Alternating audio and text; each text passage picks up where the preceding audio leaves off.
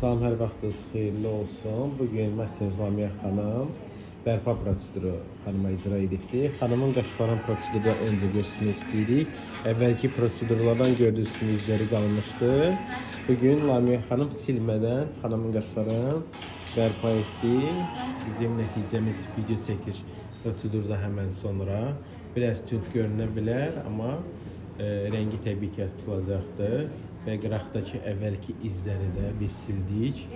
Gördüyünüz kimi.